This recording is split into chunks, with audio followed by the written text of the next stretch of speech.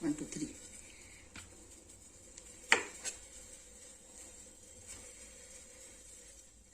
नमस्ते, हजुरहरूलाई हाम्रो चुलामा स्वागत छ।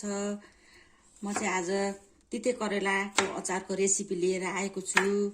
हजुरहरूले सुरुदेखि अन्तिमसम्म हेरिदिनु होला। मन परेमा लाइक, शेयर, कमेन्ट गरिदिनु होला। कुनै गल्ती भएमा कमेन्टमा भन्नु होला। यसरी बनाएर अचार खानुस्, मिठो हुन्छ। ल है त सुरु गरौँ अचार बनाउनलाई। मैले 3टा करेला काटे। अब यो कुकरमा लाउँदैछु।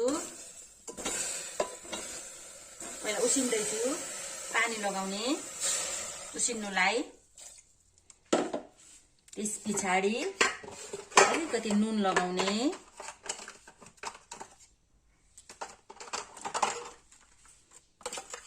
नुन लगाउँछु। अब लिड लगाउँछु। कुकरको लिड लगाउँछु। अब यसलाई पाक्नुन्जेलसम्म पकाउने। ग्यास बाल्ने। अब पकाउँछु, उसिन्छु।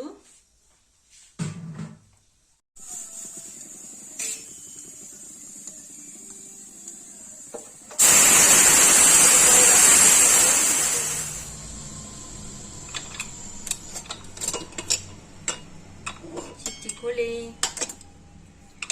करेला रेडी, पाकिसक्यो। ट्याक्कै भएछ। यस्तो भयो भने चाहिँ तितो हुँदैन। अब यसलाई एकछिन सेलाउनु दिने। यसमा भएको पानी निचोरेर फ्याँक्ने अनि पिस्ने अचार। पाक्यो, पिस्ने। एकछिन यसै लाउनु दिने। एकछिन पानी हाल्नु पर्यो। नुन स्वाद अनुसार।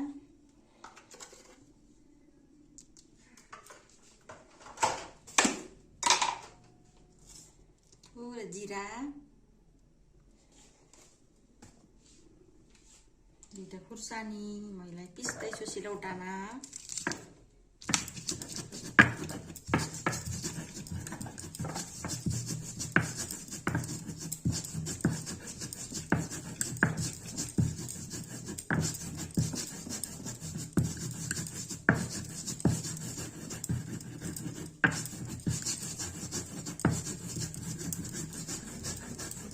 अघि उसिनेर राखेको करेला मैले पानी जति निचोरेर राखेको छु। अब यसलाई पिस्छु।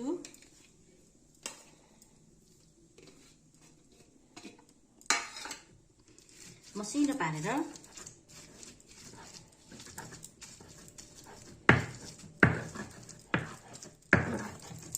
तयार भयो पिसेर। अब म यसलाई बटुकोमा उठाउँछु।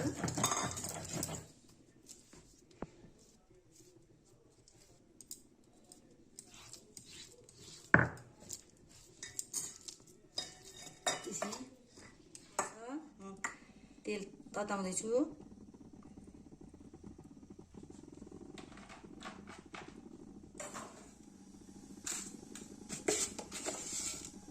मेथी दाना पुर्याउने पुरै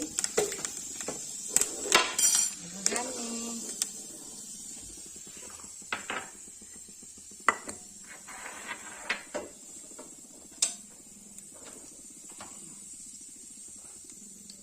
थोरै बेसार राखेर जान्छु।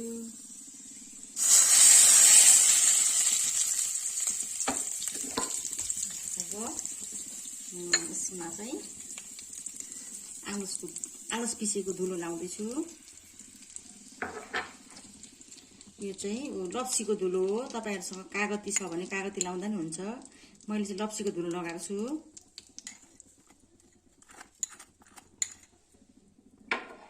अब राम्ररी मोल्ने यसलाई।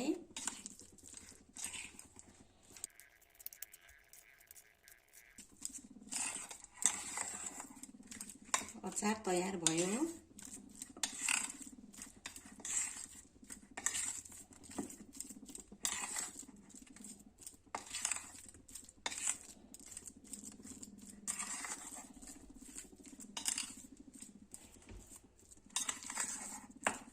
हजुरहरूले खानासँग खान सक्नुहुन्छ।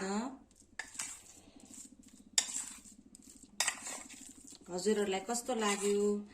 अब मैले अचार बनाएर देखाएको छु। हजुरहरूलाई मन परेमा लाइक, शेयर, सब्स्क्राइब गरिदिनु होला।